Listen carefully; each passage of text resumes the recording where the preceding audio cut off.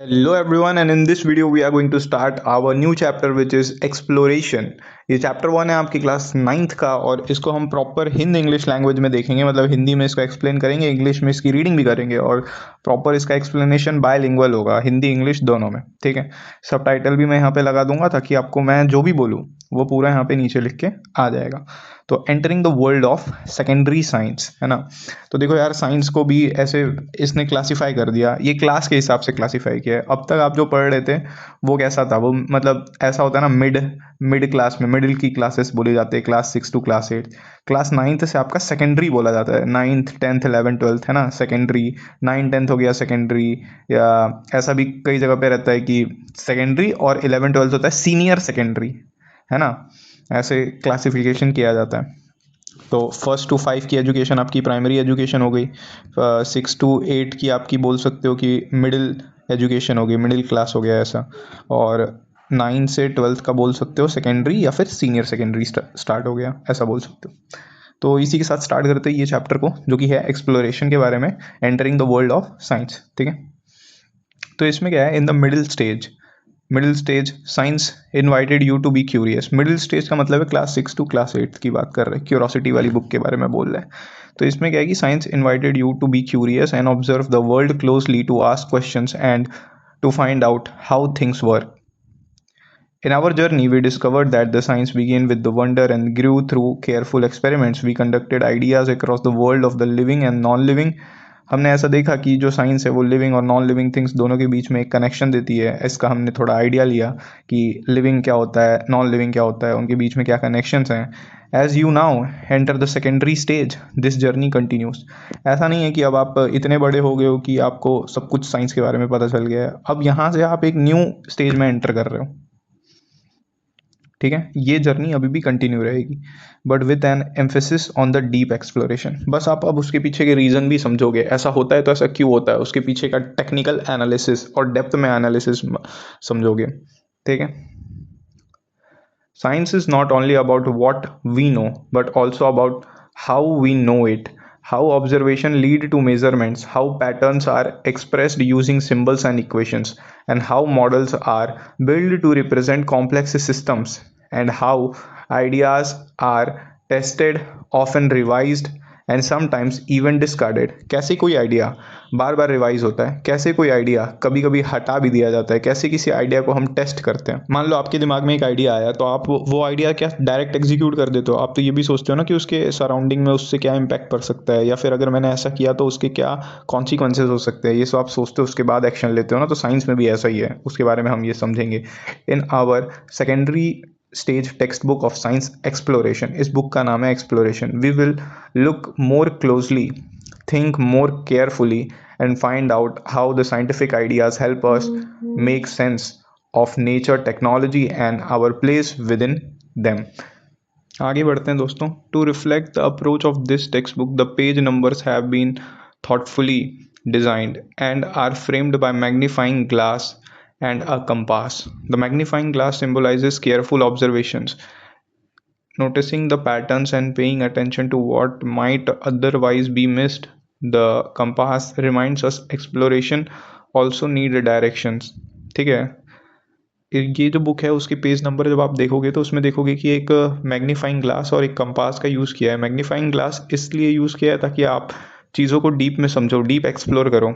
और एक direction compass की इसलिए क्योंकि मेहनत हमेशा सही डायरेक्शन में करनी चाहिए, उस चीज़ को ये बता रहा है। Choosing the appropriate model, asking the right questions and knowing the limits of where our ideas apply together, they will they tells us the exploration in science is not wandering aimlessly. अगर आप aimless होके कोई भी काम कर रहे हो तो साइंस के आप किसी भी चीज़ में ज़्यादा अंदर तक उस चीज़ को गहराई में नहीं जाके समझ सकते हो, वही ये बता रहा है। But trying to make sense of the our world with care and purpose. तो आपको यहाँ पे एक मोटा मोटा आइडिया मिल गया होगा कि आपको डीप में नॉलेज को गेन करना है, प्लस एक सही डायरेक्शन में गेन करना है। ऐसा नहीं कि आप बेसलेस क्वेश्चंस करो, या फिर ऐसा है तो ऐसा क्यों है, उसके पीछे का लॉजिक नहीं समझो, ये नहीं करना है। एक अगर डीप एक्सप्लोर कर रहे हो एक मैग्नीफाइंग ग्लास की तरह, तो उसका राइट डायरेक्शन होना चाहिए कंपास। जैसे कंपास एक राइट डायरेक्शन आपको दिखाता है, उस टाइप का। आगे बढ़ते हैं. The natural world is complex and studying it in full detail is often impossible. To make sense of this complexity, science uses models. These are simplified ways of looking at the real systems that focus only on what is most important for a given question. एक जो science है वो पूरे world के बारे में समझ पाना इतना ईजी नहीं है, तो हम उसको मॉडल्स में समझते हैं, और वो जो मॉडल्स होते हैं वो हमें एक सिंप्लीफाइड वे देते हैं, और ताकि हम आंसर कर पाएँ उन क्वेश्चंस का जो कि मोस्ट इंपॉर्टेंट क्वेश्चंस हैं. In physics, a moving car may be represented as a single point, while in chemistry, atoms and molecules are drawn as spheres and bonds. In biology, the cells are shown as the diagrams highlighting the key parts, and in the earth science, the earth may be treated as a smooth sphere layered into the distinct regions, building such as models involving making assumptions and deliberately ignoring the certain details. जैसे एक building बनती है तो उस समय बहुत ज़्यादा detail में नहीं जाया जाता, ठीक है, ऐसे मोटा मोटा एक स्केच ले लिया और उसका डिसाइड कर लिया कि ऐसे ऐसे ऐसे बनेगा. फिर जब आप डिटेल में जाते हो तब डिसाइड करते हो कि ये इतने फिट का होगा, ये इतने का होगा, उसके डायमेंशंस बाद में देखते हो. ऐसे ही ये भी है, ठीक है. In biology, when we are studying how the heart pumps blood, many individual cells are ignored so that the organ can be understood as a functioning system. Remember that these choices are not mistakes, they are done on the purpose to keep the things simple enough but still allow us to find the answers of what we are looking for. देखो हमारा जैसे क्या है ना कि हम कोई एक कॉम्प्लेक्स प्रोसेस समझ रहे हैं तो उसमें हम छोटे छोटे अजम्पशन ले लेंगे, ये ऐसे हो रहा है, ये ऐसे हो रहा है, ताकि हमारा जो आंसर है हम वहाँ तक पहुँच पाए, वरना हम एक आंसर को खोजने के चक्कर में दूसरे क्वेश्चन में फंस के रह जाएंगे. तो ये चीज़ नहीं होनी है. ये बता रहा है कि allow us to find answers of what we are looking for. ठीक है, आगे बढ़ते हैं. एग्जाम्पल दिया है यहाँ पे 1.1 a cricketer shot. Think of a cricket ball being hit for a six. You want to make a simple model. What details would you include? What would you ignore? तो इसका आंसर है we must ask, will the ball cross the boundary without hitting the ground first? मतलब क्या जो ball है वो बिना ground को हिट किए ही पहली बाउंड्री में चली जाएगी. For this, things like the brand of the bat, the color of the ball, the amount of grass on the field will make no difference. On the other hand, the mass of the ball and the speed and the direction in which it has been hit will be very important. ठीक है, किस direction में आप ball को मार रहे हो वो इसमें इंपॉर्टेंट होगा, किस स्पीड में उसको मार रहे हो वो भी इंपॉर्टेंट है. एयर रेजिस्टेंस यानी एयर कहीं रुकाव तो नहीं पैदा कर रहा बॉल के ऊपर. The spin of the ball क्या स्पिन हो रही है वो भी डिपेंड करता है. And the stitching of the threads and the seam have smaller effects that can be ignored in a simple model. ये सब इग्नोर किया जा सकता है, ठीक है. ये बोल रहा है एयर रेजिस्टेंस या फिर स्पिन या फिर जो स्टिचिंग है बॉल ऑफ थ्रेड की, ये सब इग्नोर किया जा सकता है. लेकिन जो ज़्यादा इम्पोर्टेंट है वो ऊपर वाला है कि जो मास है ऑफ द बॉल वो तो इम्पॉर्टेंट है, जो स्पीड है जो उसकी स्पीड है वो इम्पॉर्टेंट है, और जो डायरेक्शन है जिसमें वो हिट हो रहा है ये सब इंपॉर्टेंट है. तो इसने दो कैटेगरी में क्लासीफाई कर दिया. एक कि बॉल के लिए क्या पैरामीटर्स इंपॉर्टेंट है, दूसरा बॉल के लिए क्या पैरामीटर्स इंपॉर्टेंट नहीं है. दो में इसने क्लासीफाई कर दिया. As we build more and more complex models we add extra details for a greater accuracy. अब देखो ऐसा नहीं है कि ये जो ऊपर वाले हैं air resistance, spin of the ball, ये सब उसके ऊपर कोई इम्पैक्ट नहीं करते, ये भी क्रिएट करते हैं, पर हम अगर ग्रेटर एक्यूरेसी चाहते हैं तब इन चीज़ों को डिटेल में ऐड करेंगे, वरना हम इग्नोर कर सकते हैं ये बातों को. तो ये पूरा इसके जो एग्जाम्पल 1.1 है इसका मतलब ये था कि आपको वो नेसेसरी डिटेल्स ले लेनी है किसी भी क्वेश्चन में जिसमें आपको लगे कि इसके बिना काम नहीं हो सकता. अगर आपको बहुत एक्यूरेट आंसर चाहिए तब आपको डिटेल में जाना है, वरना स्किप कर सकते हैं. बगल में एक दिया है मीट अ साइंटिस्ट, है ना. तो ये है Meghnath Saha on Indian Post age stamp. Simplifying the stars. The science often begins by ignoring the details. When physicist Meghnad Saha studied the light from the stars, he did not try to model every atom, every reaction, or every movement inside a star. Instead, he treated the matter in the star as a hot gas, ignored the many complex processes, and focused only on the temperature, pressure, and how the atoms formed ions.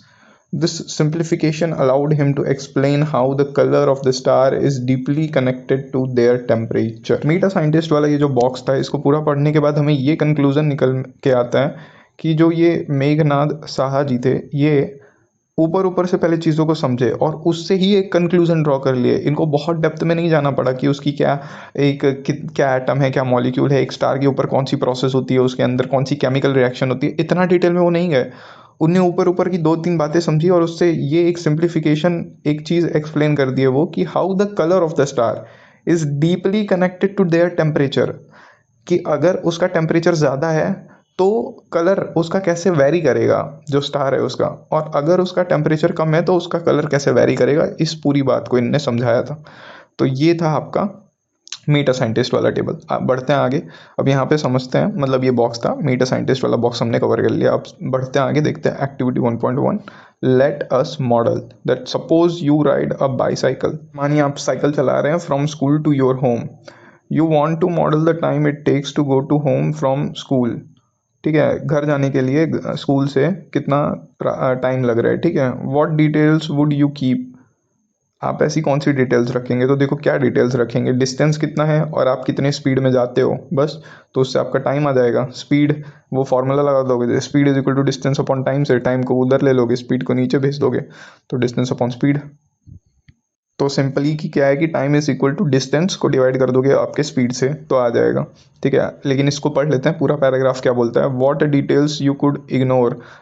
जैसे आप जा रहे हो, रास्ते में कोई अगल बगल में पेड़ है, उसको इग्नोर कर सकते हो, या फिर रास्ता ख़राब है, इस चीज़ को इग्नोर कर सकते हो। उससे बहुत माइन्यूट फ़र्क पड़ेगा जर्नी पे। तो मोटी मोटी वो सारी डिटेल्स आप स्किप कर सकते हो जो कि आपका डिस्टेंस और टाइम के अलावा है, वो सारी चीज़ें आप यहाँ पे इग्नोर कर सकते हो। Suggest why ignoring some details may actually be useful, क्योंकि आप उससे डायरेक्ट रिजल्ट पे बात करोगे, आप इधर उधर भटकोगे नहीं, इसलिए वो ज़रूरी है। As you explore science more deeply you will notice that it uses the language in a very careful and precise way. Many words that we use in our everyday life, such as force, work, cell or reaction, have a specific meaning in science। हाँ, तो देखो ऐसा है कि जो force है वो हम डेली लाइफ में जो यूज़ करते हैं उसमें, और जो साइंस में है उसमें फ़र्क है। जो सबसे ज़्यादा फ़र्क तो वर्क में देखोगे। अगर मान लो आप सुबह से शाम तक एक टेबल पे बैठे बैठे पढ़ाई कर रहे हो, तो आपने आज दिन में बहुत काम कर लिया, लेकिन या फिर आप लैपटॉप पे बैठे बैठे काम करते हो, आईटी सेक्टर में जॉब करते हो, तो आपने दिन भर में बहुत काम किया, लेकिन साइंस के मामले में वो ज़ीरो काम है। अगर आपने एक डिस्टेंस मूव नहीं करी तो वो वर्क ज़ीरो है। ये फिज़िक्स का मामला है।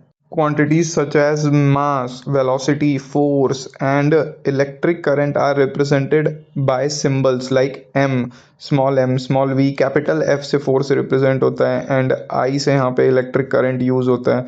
तो ये सब symbols हैं और वो defined हैं, तो इसके बारे में भी आप समझोगे कि symbols और उसकी defined unit होती है, वो कैसे होती है, क्या होती है, ये सब आप समझोगे।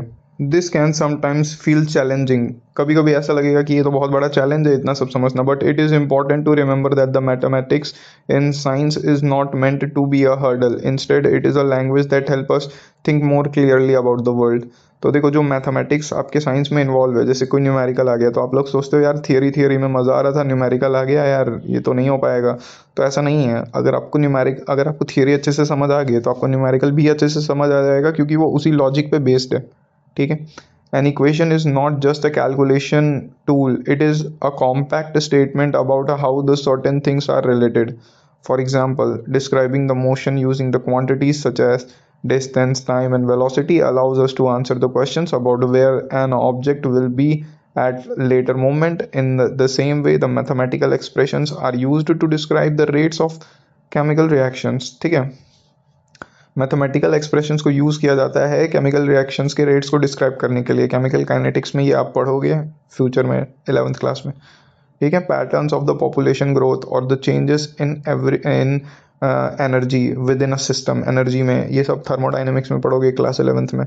Learning to use mathematics in science does not mean memorising equation, it means understanding the situation first, identifying the relevant quantities and then using the mathematical relationships to reason carefully. Mathematical ये जो relationships होती हैं, इससे आप किसी भी चीज़ को mathematically prove कर सकते हो। साइंस की भी चीज़ों को मैथमेटिकल प्रूव किया जा सकता है। ठीक है, in this way mathematics becomes a powerful language for thinking and not just finding numerical answers. तो ऐसा नहीं है कि सिर्फ न्यूमेरिकल आंसर्स के लिए आप मैथमेटिक्स को यूज़ करोगे, आप किसी चीज़ को प्रूफ करने के लिए भी उसको मैथमेटिक्स की तरह से यूज़ कर सकते हो। If you focus first on understanding the situation and the quantities involve, equations will begin to feel less like obstacle and more like helpful guides in your exploration of science. तो ये बोल रहा है यार mathematics को involve करो आप अपने, अगर आपको कोई भी प्रॉब्लम स्टेटमेंट मिलती है तो उसमें क्या क्या पैरामीटर्स हैं उसको आप समझो, उसका एक मैथमेटिक इक्वेशन बनाओ, और फिर आप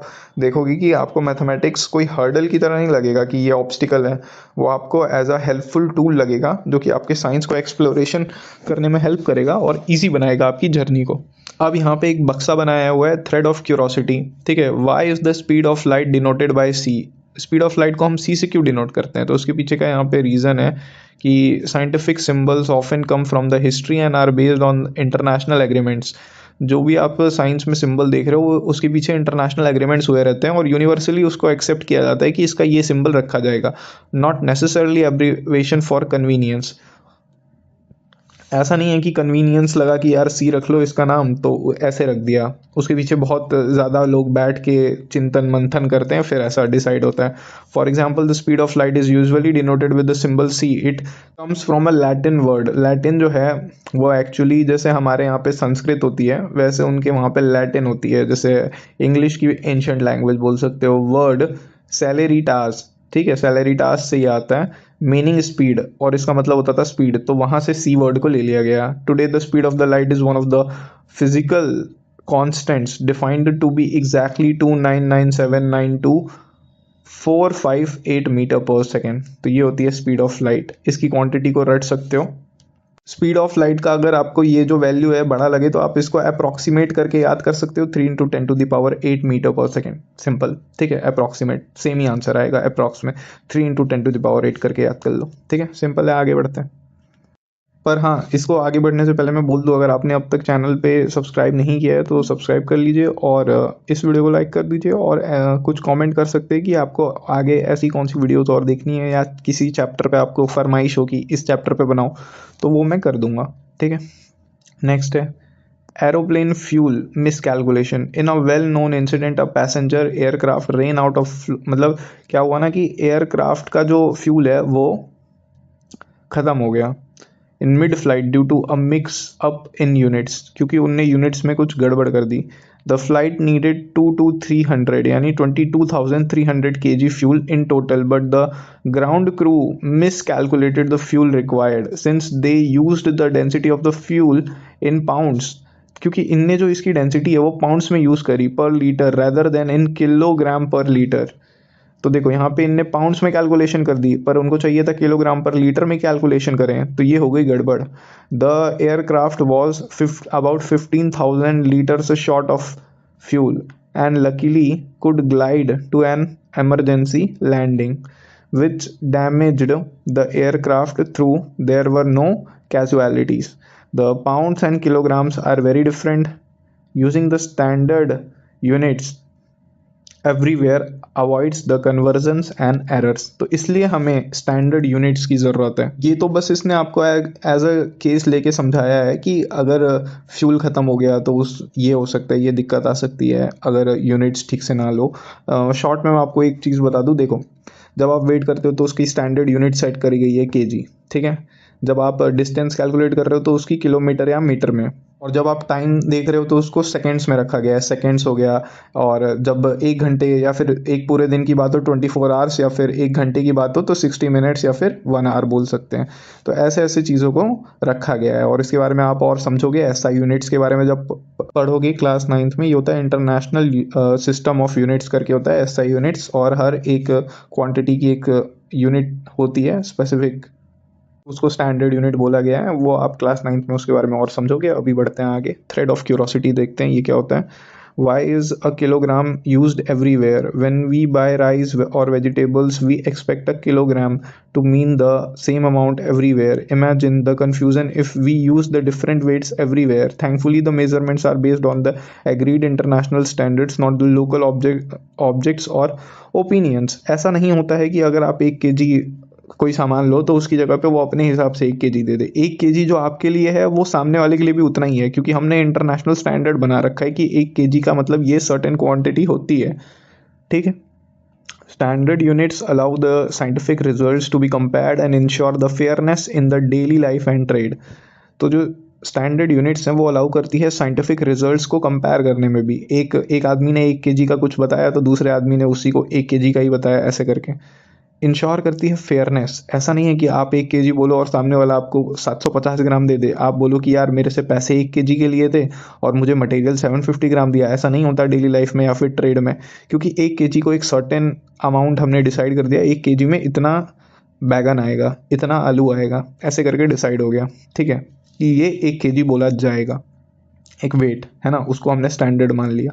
1 kg को डिफाइन करने का एक प्रॉपर डेफिनेशन है, ये आप क्लास 11th में जाओगे तब सीखोगे, पर मैंने आपको एक अभी थोड़ा सा पहले ही बता देता हूँ कि क्या होता है, ताकि फ्यूचर में काम आएगा। The SI unit of mass is kilogram and it is defined as the mass of platinum iridium cylinder that is stored in an airtight jar at the International Bureau of Weight and Measures in France। France में एक बैठक हुई और वहाँ पे decide हुआ कि platinum इरेडियम की ये सिलेंडर है, इसमें हम एयर टाइट जार में इसको जब रखेंगे तो उसका जो वेट आएगा, international bureau of weight and measures France में, वहाँ पे जो वेट आया उसको 1 kg डिफाइन कर दिया गया, वही इसकी डेफिनेशन है। आई होप ये समझ में आ गया हो। आगे बढ़ेंगे, आगे बढ़ते हैं, देखते हैं इसका। As the observations are repeated measurements refined. जैसे जैसे ऑब्जर्वेशन रिपीट करती है, मेजरमेंट्स को फिर से रिफाइन किया जाता है। यानी बहुत सारी मेजरमेंट आई तो उसमें से जो हमें काम की लगी यानी रिफाइन कर लिया, और जो बेकार थी उसको साइड कर दिया। And the ideas tested through the experiments. Ideas को टेस्ट किया गया एक्सपेरिमेंट से, कि जो आइडिया तुम्हें आया है वो एक्सपेरिमेंटली प्रूव हो सकता है कि नहीं हो सकता, और उसका एक्सपेरिमेंट करके देखा गया कि वो सही है या गलत है। We can organise our understanding of the world in a systematic way. इससे क्या होगा, इससे हमें अपने सराउंडिंग के बारे में, अपने जो वर्ल्ड है उसके बारे में एक सिस्टमैटिक वे पता चलेगा। In the secondary stage you will come across the terms such as laws, theories and principles. इससे हमें बहुत सारे लॉज मिलेंगे, कुछ थियरीज मिलेंगी, कुछ प्रिंसिपल्स पता करेंगे। Terms that have specific meaning in science. A law usually describes a regular pattern observed in nature. एक लॉ एक ऐसा पैटर्न बताता है जो कि हमने ऑब्जर्व किया हो नेचर में। Often expressed using the words और मैथमेटिकल रिलेशनशिप्स। इसमें हम वर्ड्स का यूज़ कर सकते हैं या फिर मैथमेटिकल रिलेशनशिप बना के हम कोई लॉ को डिफाइन करते हैं। For example, Newton's laws of motion explain the jerk felt when a bus stop suddenly. तो न्यूटन्स लॉज ऑफ मोशन आप पढ़ोगे आगे भी, 9th क्लास में पढ़ोगे, ग्रेविटी, ग्रेविटेशन और ये सब के बारे में। अभी के लिए बस वो ये बता रहे हैं कि आप सडन जो बस है अगर वो चल रही है और अचानक से ब्रेक लगता है तो आप खुद को रेस्ट में रखना चाहते हो, लेकिन आपकी बॉडी तो मोशन में आ जाती है तो वो आगे चली जाती है, तो इससे आप एक सडन जर्क फील करते हो। ये लॉ ऑफ न्यूटन है। ठीक है। A theory goes a step further and provides an explanation of why those patterns occur, usually based on evidence gathered over time and available at that time. For example, the atomic theory explains how the molecules are formed। एक theory जो है वो एक step और further जाती है और वो ये भी एक्सप्लेन करती है कि ये पैटर्न है वो ऐसा ही क्यों हुआ, उसके पीछे एक एविडेंस देती है ओवर द टाइम, और उस समय जो उस टाइम पे चीज़ें अवेलेबल होती हैं उसको लेते हुए। For example, atomic theory explain करती है कि कैसे मॉलिक्यूल्स बने। अब बात करते हैं प्रिंसिपल्स की। Principles are broad ideas. Principle जो होते हैं वो बड़े आइडियाज़ होते हैं। किसी ने, जैसे आर्किमिडीज़ ने प्रिंसिपल दे दिया ये ऐसे ही होता है, help us make sense in a given situation.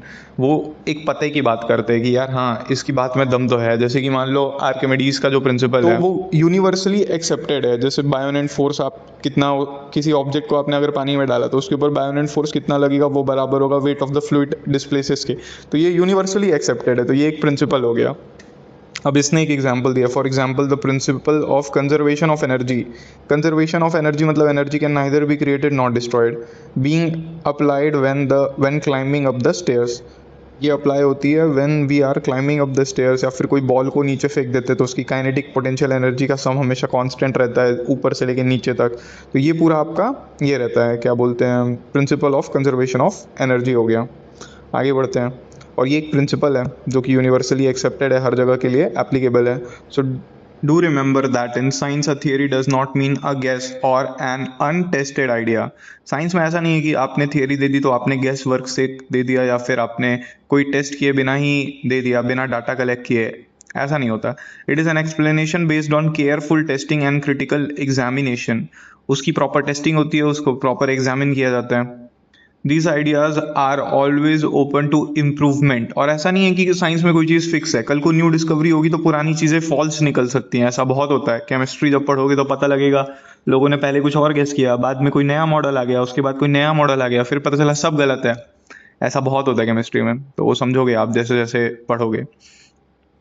These ideas are always open to improvement and often change as new evidence become available. This is a key feature of science and makes it and that makes it reliable. इसीलिए तो आप भरोसा करते हो, इसीलिए science पे लोग ज़्यादा विश्वास करते हैं, है ना, कि यार साइंस ने ये चीज़ प्रूव करी है तो वो सच होगी, है ना। जैसे कार्बन डेटिंग से हम लोग अपना पास्ट देख सकते हैं कि यार 10,000 साल पहले क्या हुआ, कहाँ पे कोई सिविलाइजेशन थी, कहाँ पे एग्जिस्ट करती थी, वो सब आप देख सकते हो। तो रिलायबल सोर्स ऑफ इंफॉर्मेशन आपको साइंस देती है, रेदर देन कहीं सुनी बातें, है ना। तो ये है इसका मतलब। आगे बढ़ते हैं। One of the most remarkable strength of science is the ability to make predictions. Science से आप फ्यूचर में क्या होगा उसका प्रिडिक्शन लगा सकते हैं। इसका बेस्ट एग्जांपल देता हूँ, वेदर प्रिडिक्शन। लोग वेदर का प्रिडिक्शन करते हैं, वेदर फॉरकास्टिंग करते हैं, तो वो इसका एग्जांपल हो गया। When laws, theories, and models are well established, they allow us to anticipate what will happen under a new or different conditions before we can perform an experiment. And in many cases, even if we cannot perform an experiment using ideas about motion, we can predict how far a kicked football will travel. Using the knowledge of the chemical reactions, we can estimate how much carbon dioxide will be produced or how soft a baked bread would be. Using biological principles, we can predict how one's breathing would change while running. तो with the help of science आप काफ़ी सारी चीज़ें predict कर सकते हैं। ठीक है, कितने दूर तक आपने फुटबॉल को अगर किक किया तो वो ट्रेवल करेगा, क्या केमिकल रिएक्शंस में नॉलेज लगेगी वो आप पता कर सकते हो, और उससे क्या केमिकल रिएक्शन में होगा, है ना, वो भी बता सकते हो। कार्बन डाइऑक्साइड कितना प्रोड्यूस होगा वो बता सकते हो। कितना सॉफ्ट होगा एक ब्रेड जब उसको बेक करेंगे।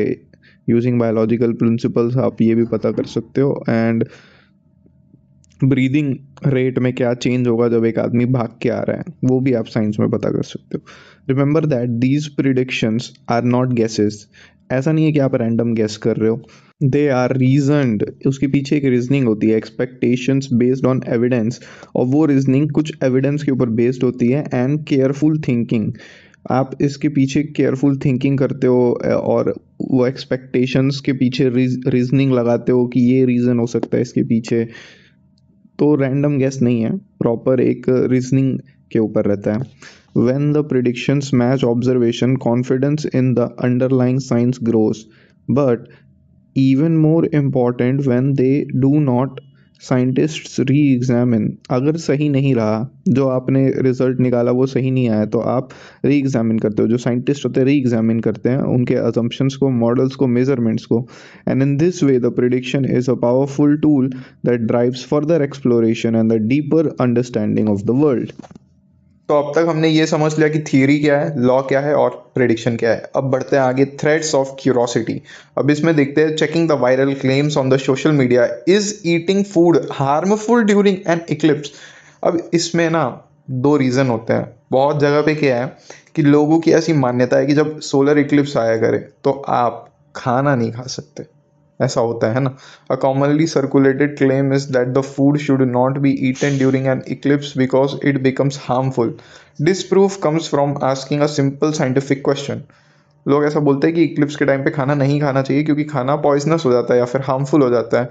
अब इसका जो प्रूफ है वो सिंपल एक साइंटिफिक क्वेश्चन से आ सकता है कि an eclipse is just a play of shadow. एक इक्लिप्स है क्या? Just a play of shadow है। What the physical change occurs during an eclipse, क्या फिजिकल चेंज होता है जब इक्लिप्स होता है? तो does the temperature change significantly, क्या टेम्परेचर में चेंज होता है? Does the food go bad if it is left in a shadow? So you will conclude no physical, chemical और बायोलॉजिकल मैकेनिज्म सपोर्ट सच क्लेम। अब इसका ना मैं एक टेक्निकल एक्सप्लेनेशन लेके आया हूँ ताकि आपको इसके बारे में सब कुछ समझ आ जाएगा। 3 स्लाइडें हैं ऐसी, तो ये पहली है, इसको देखते हैं। The technical explanation of a solar eclipse occurs because the moon comes between the sun and the earth. जो मून है वो सन और अर्थ के बीच में आ जाता है, जिसकी वजह से आपको शैडो दिखती है। टेम्पररी बेसिस पे क्या होता है कि ब्लॉकिंग सम और ऑल द सनलाइट, यानी सूरज की जो किरणें हैं वो टेम्पररी ब्लॉक हो जाती हैं, ठीक है। फिर food chemistry does not suddenly change. ऐसा नहीं है कि फूड के अंदर की जो केमिस्ट्री है वो सडनली चेंज हो जाएगी। Proteins, carbohydrate, fats, vitamin etcetera does not become toxic because the sunlight is temporarily blocked. अगर टेम्परली हम ब्लॉक कर देंगे सनलाइट को तो इससे जो फूड की केमिस्ट्री है वो चेंज नहीं होगी। An eclipse does not cause a chemical reaction in the food that would make it dangerous to consume. और एक इक्लिप्स के होने से ऐसा कोई भी केमिकल रिएक्शन फूड में नहीं हो रहा है जिसकी वजह से जो फूड है वो डेंजरस हो जाए कंज्यूम करने में, ठीक है। आगे बढ़ेंगे। The moons shadow changes the amount of sunlight reaching you, it does not make the food poisonous. सिर्फ जो अमाउंट ऑफ सनलाइट होता है यानी शैडो होता है, उसकी वजह से जो अमाउंट ऑफ सनलाइट आ रही होती है वो कम हो जाती है आपके पास, पर इससे आपके फूड का पॉइजनस होने से कोई रिलेशन नहीं है। There is no known physical, chemical और biological mechanism by which a solar eclipse itself makes an ordinary food unsafe to eat. ऐसा कोई भी फिजिकल, केमिकल या फिर बायोलॉजिकल मैकेनिज्म नहीं पाया गया है जिसकी वजह से हम ये बोल सकें कि जो सोलर इक्लिप्स होता है तो उस समय कोई भी ऑर्डिनरी फूड अनसेफ हो जाता है खाने के लिए। तो ये इसका पूरा 3 स्लाइडों में मैंने आपको कंक्लूड करके बताया कि जो ये थ्रेड ऑफ क्यूरोसिटी है आपके अंदर, उसमें आपको ये एविडेंसेस मिलते हैं कि ऐसी कोई भी फूड केमिस्ट्री चेंज नहीं हो रही है ड्यूरिंग द सोलर इक्लिप्स। बढ़ते हैं आगे। As you continue your journey through the science in the grade 9 and 10, जैसे जैसे आप अपनी जर्नी को 9th और 10th में पहुंचाओगे, साइंस के बारे में और समझोगे, you will gradually develop habits of thinking that are useful far beyond the classroom. तो आप अपने क्लासरूम के बाहर की भी दुनिया के बारे में और भी समझोगे कि आपके पास ऐसी भी बहुत सारी थिंकिंग डेवलप करेंगी जो सिर्फ क्लास की बातें नहीं, क्लास के बाहर भी आप साइंस के बारे में और समझ पाओगे, उसके बारे में और क्वेश्चंस कर पाओगे। A helpful strategy is to first understand the situation being studied, then identify the quantities that matter, and finally make a rough estimate to check whether an answer makes sense. The exact values are not always necessary, especially in the early years of the reasoning. Often, an approximate estimate is enough to tell us whether a result is reasonable or impossible. Learning to estimate help you build intuitions, detect the errors and develop the confidence in your thinking. The science values careful reasoning perhaps much more than accurate calculations. जो science है वो reasoning यानी इसके पीछे का reason क्या है उसके ऊपर ज़्यादा ध्यान देती है एज़ कम्पेयर टू क्या ज़्यादा एक्यूरेट कैलकुलेशन है उसके ऊपर ध्यान देने से। मतलब जो साइंस है वो पीछे का रीज़न देखना ज़्यादा पसंद करती है रेदर देन एक्यूरेट कैलकुलेशंस को, ठीक है। आगे बढ़ेंगे। यहाँ पे ना एक कैलकुलेशन कराएंगे और वो एस्टीमेट होगा, ऐसा ज़रूरी नहीं कि वो एकदम ऑथेंटिक हो, वो अप्रॉक्सीमेशन में आएगा। तो यहाँ पे जो साइंस है वो ये जो बुक है आपकी वो ये बताना चाहती है कि जो साइंस है वो अप्रॉक्सीमेशंस पे भी ध्यान देती है। ऐसा नहीं है कि एग्जैक्ट कैलकुलेशंस आना चाहिए, बस आपकी रीजनिंग स्ट्रांग होनी चाहिए कि उसके पीछे का रीज़न क्या है। तो इसको पढ़ते हैं। How much rice would feed a family of 4 for a month. एक महीने में अगर 4 लोगों की फैमिली है तो वो कितना चावल खाएगी। To make a rough estimate assume that all their calories need come from rice alone. और वो इस एक महीने में सिर्फ चावल ही खा रहे हैं और कुछ नहीं खा रहे। Average adult needs 2000 to 2500 kilo calories per day. Find out how many calories in 100 grams of uncooked rice. अगर 100 ग्राम अनकुक्ड राइस है तो वो कितना कैलोरीज प्रोवाइड कर देगा व्हेन कुक्ड, जब उसको कुक करेंगे। And use this to estimate the daily requirement of the family. तो इसको क्या करते हैं ना, शॉर्ट में पहले समझते हैं। क्वेश्चन ये है कि how much rice would feed a family of 4 for a month. 4 लोगों की परिवार है, एक महीने में कितना चावल लेंगे। इसमें एक अनरियलिस्टिक अजम्पशन है कि उनकी सारी कैलोरी नीड्स सिर्फ राइस से ही पूरी हो रही है। Assume that all their calorie needs come from rice alone. Average adult को 2000 से 2500 किलो कैलोरी पर डे चाहिए, तो इसका एवरेज ले लेंगे 2250 किलो कैलोरी पर डे हो गई. For a simple estimation the question is essentially treating the 4 people as 4 adults. So the family needs approximately 9000 kilo calorie every day. तो इससे हमें एक रफ एस्टिमेट मिल गया कि 9000 किलो कैलोरी पर डे की ज़रूरत है फैमिली को. तो और जो 100 ग्राम अनकुक्ड वाइट राइस है वो हमें प्रोवाइड करेगा 350 से लेके 360 किलो कैलोरीज. जो अनकुक्ड राइस है 100 ग्राम, उसका ये किलो कैलोरीज में वैल्यू आ गया, 350 से 360 कर देगा. इस बेसिस पे कैलकुलेशन करेंगे तो 77 kg मंथली रिक्वायरमेंट आ जाएगी. तो सच एस्टिमेशंस हेल्प कनेक्ट, ये एस्टिमेशंस हमें हेल्प करती हैं कनेक्ट करने में साइंस को टू एवरीडे क्वेश्चंस. हर दिन जो रोज़मर्रा की हमारी ज़िंदगी होती है उसमें जो क्वेश्चंस होते हैं उससे साइंस कनेक्ट करती है about food and resources, and shows how the approximate reasoning is an important scientific skill. और approximate reasoning करना एक बहुत ही important scientific skill है जो आपने अभी यहाँ पे सीखी, और इसको इस एक्टिविटी के through ready to go beyond में आपने इस चीज़ को समझा. ठीक है, आगे बढ़ेंगे. आगे बढ़ते हैं. यहाँ पे फिर से एक एग्जांपल है, फिर से एक कैलकुलेशन करा रहा है एस्टिमेट करने के लिए. Estimate how many litres of air you breathe in one day. Start by estimating how many breaths you take per minute and the volume of one breath. Your aim is not to find an exact answer but a reasonable estimate. आपका M ये नहीं होना चाहिए कि आप एक exact answer पे आए, आप बस एक रफ एस्टिमेट बता सकते हैं. At rest we take about 12 to 15 breath a minute and there are 60 into 24 यानी 1440 मिनट्स. तो इसने कैसे किया, 60 into 24 कर दिया. 60 आपका नंबर ऑफ मिनट्स हो गए एक घंटे में, और 24 आपके नंबर ऑफ आवर्स हो गए एक दिन में. तो टोटल 1440 मिनट आ गया एक दिन में. सो वी रफली take 18 to 22,000 breath, about 20,000 breath a day. तो एक दिन में आप 20,000 बार सांस लेते हैं.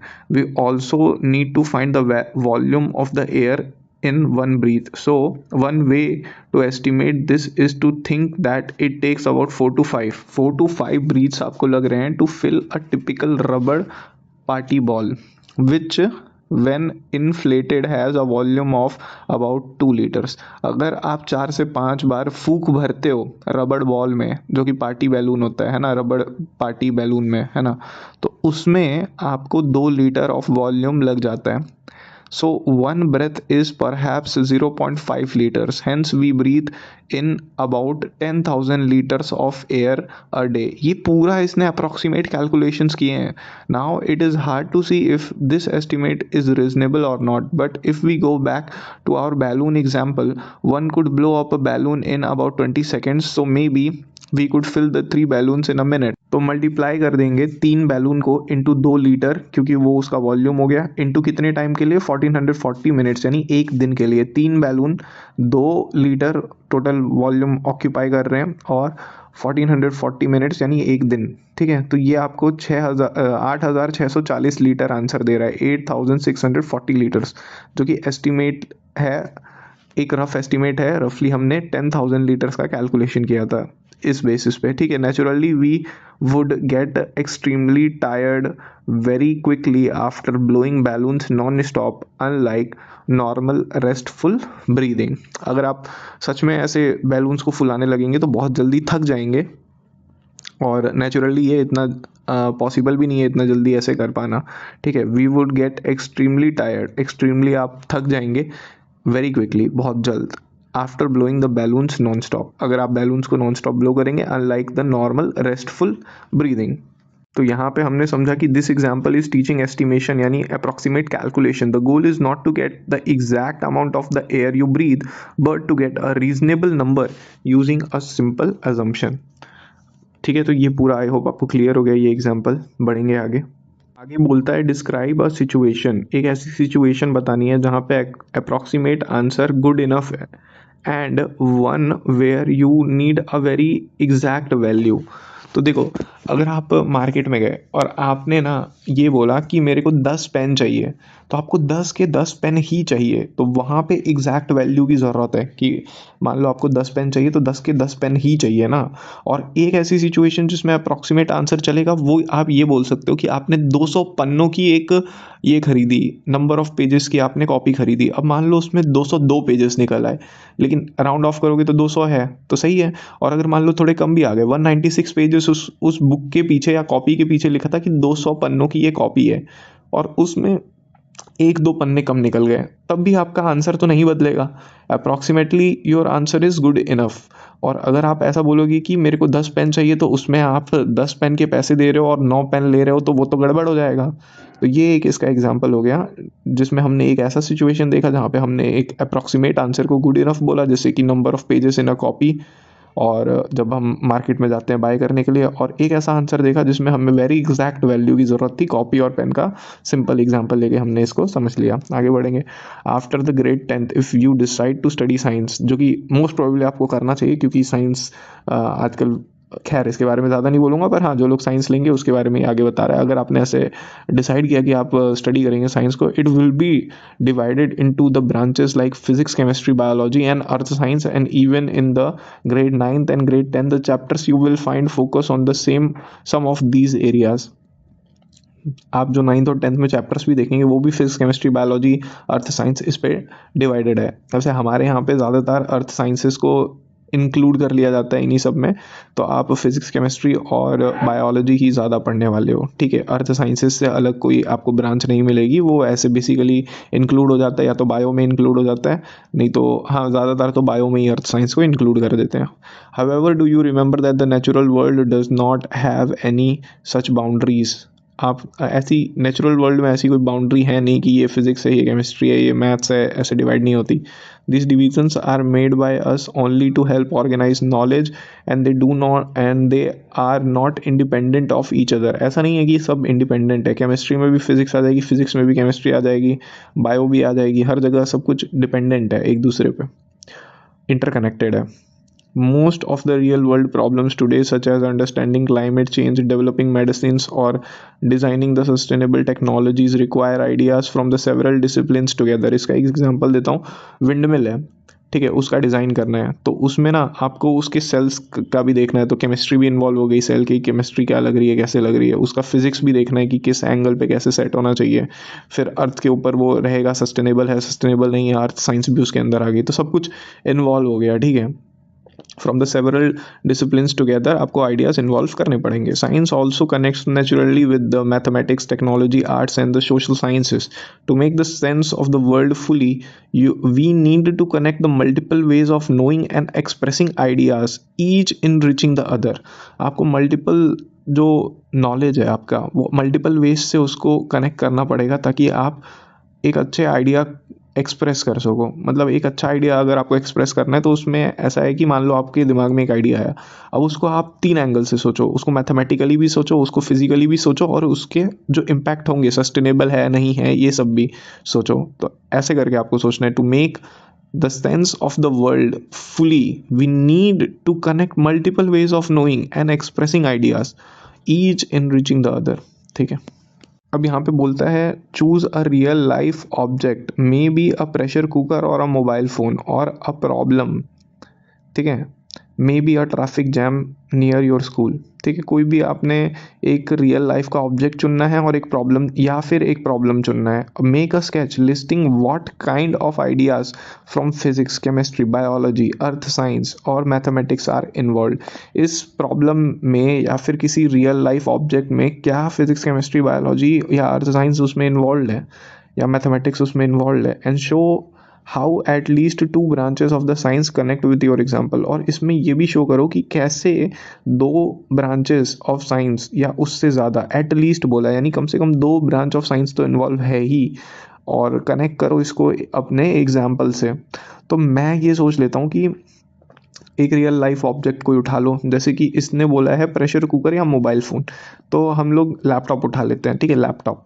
तो लैपटॉप को डिज़ाइन करने में फिजिक्स इन्वॉल्व है, क्योंकि उसकी डिज़ाइनिंग कैसे होनी चाहिए, उसकी बैटरी के अंदर केमिस्ट्री इन्वॉल्व है, तो फिजिक्स और केमिस्ट्री दोनों इन्वॉल्व हो गई। तो फिजिक्स और केमिस्ट्री हमने दोनों इन्वॉल्व किया, प्लस एक लैपटॉप का हमने इकोनॉमिक्स भी तो देखा कि वो कितने पे बेचेंगे, उसमें क्या चीज़ें लगाएं जो थोड़ी सस्ती हों, जो हार्डवेयर थोड़े महंगे हों, सस्ते हों, ये सब देखा। तो उसमें इकोनॉमिक्स भी इन्वॉल्व है, और इस सब की आप कैलकुलेशन करोगे तो मैथमेटिक्स भी इन्वॉल्व हो गई। तो यहाँ पे हमने ये पूरा देख लिया एक एग्जाम्पल लेके। आप अपने एग्जाम्पल अपने हिसाब से बना सकते हो, इसमें कोई रोक नहीं है, कि सोचने की कोई लिमिट नहीं है, कुछ भी आप सोच के इसमें बना सकते हो।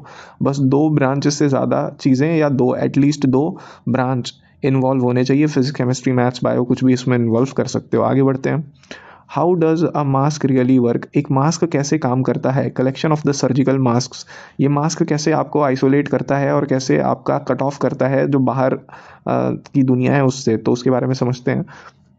Solving the real problems requires knowledge from the several branches of science.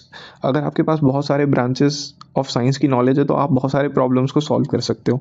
During the कोविड-19 pandemic we all used mask for safety. जब कोविड-19 का पेंडेमिक था या किसी को फीवर होता है तो वो ये मास्क को यूज़ करते हैं, हॉस्पिटल में जाते हैं तो इस मास्क को यूज़ करता है, ठीक है। Understanding how a mask works requires concepts from the physics, particle motion and electrostatic attraction. Chemistry यानी properties of the polymer fibres, biology size and behaviour of the viruses, and mathematics यानी modelling air flow and the filtration efficiency. तो ये है कि आपका जो mask है वो कैसे प्रॉपरली वर्क करता है। इसको एक यहाँ पे भी समझ लेते हैं टेक्निकल रीजन इसके पीछे का। अ surgical mask works mainly through filtration plus physical barrier. उसमें फिल्ट्रेशन की भी प्रोसेस हो रही है और फिजिकल बैरियर भी वो कर रहा है। Not because it's pores are smaller than viruses. ऐसा नहीं है कि उसके जो पोर्स हैं वो बहुत छोटे हैं वायरसेस से। इसके पीछे का रीज़न है फाइबरस फिल्टर लेयर। उसके अंदर लेयर होते हैं। Air passes through the as a defense network of the microscopic polypropylene fibers। तो ये इसके पीछे का टेक्निकल रीज़न हो गया कि क्यों आपको सर्जिकल मास्क जो है वो प्रोटेक्शन प्रोवाइड करता है हार्मफुल वायरसेस सच एस कोविड-19, क्योंकि इसमें मल्टीपल लेयर्स ऑफ फिल्ट्रेशन होती है। और ये किस चीज़ से बना रहता है, यानी मटेरियल ऑफ कंस्ट्रक्शन बोलते हैं उसको शॉर्ट में, MOC यानी मटेरियल ऑफ कंस्ट्रक्शन बोलते हैं इंडस्ट्रीज़ में। तो वो होता है पॉलीप्रोपाइलीन का। तो ये हो गया इसके बारे में बेसिक अंडरस्टैंडिंग। अब हम आगे हैं लास्ट जो इसका पैरा है, इसके साथ ही चैप्टर खत्म हो जाएगा। आई होप आपने बहुत इन्जॉय किया होगा मेरे साथ। 1 घंटा ऑलमोस्ट कंप्लीट हो गया है, तो इसको समझ लेते हैं क्या है। Finally as we have mentioned in every text book, science is not just a simple collection of facts, equations और एक्सपेरिमेंट्स। साइंस सिर्फ एक कलेक्शन ऑफ फैक्ट्स नहीं है कि ये उठाया रट लिया, उसके पीछे इक्वेशंस भी नहीं, और सिर्फ इक्वेशंस का भी खेल नहीं है और एक्सपेरिमेंट्स का भी खेल नहीं है। ये बहुत ही डीप चीज़ है, उसके पीछे की रीजनिंग है कि ये होता है तो ऐसा क्यों होता है, वाई एनालिसिस है, टेक्निकल एनालिसिस है। So this it is a human activity shaped by curiosity, creativity, collaboration and careful questionings, ठीक है। It grows as people ask questions, test ideas, share results. ये ग्रो करता रहता है जैसे जैसे लोग क्वेश्चन पूछते हैं, टेस्ट करते हैं आइडियाज़ को, अपना रिजल्ट शेयर करते हैं, एंड लर्न फ्रॉम मिस्टेक्स, और अपनी गलतियों से सीखते हैं। बहुत सारे साइंस में डेवलपमेंट्स ऐसे हुए हैं कि गलती से हो गए, अपनी गलती से सीख के हो गए, ऐसे भी होते हैं, और गलती से भी हो गए, ऐसे भी होते हैं, ठीक है। Science develops over time through the work of the many individuals across the different cultures and generations. Science ने develop किया है बहुत सारे individuals को across different culture के और different generations के. Even if you do not choose to study the science beyond class 10, अगर आप class 10 के बाद science नहीं लेने वाले हैं तो भी the scientific thinking will be very important in whatever you do. तो जो साइंटिफिक थिंकिंग है वो बहुत ज़रूरी होगी, चाहे आप कोई भी फील्ड ले लो, चाहे आप इकोनॉमिक्स ले लोगे, मतलब कॉमर्स ले लोगे, चाहे आप आर्ट्स ले लोगे, सब में इसकी ज़रूरत तो पड़ेगी ही, ठीक है। आगे बढ़ते हैं। It helps you to understand the technology that surrounds you and helps you evaluate the information critically and make a sense of the world you live in.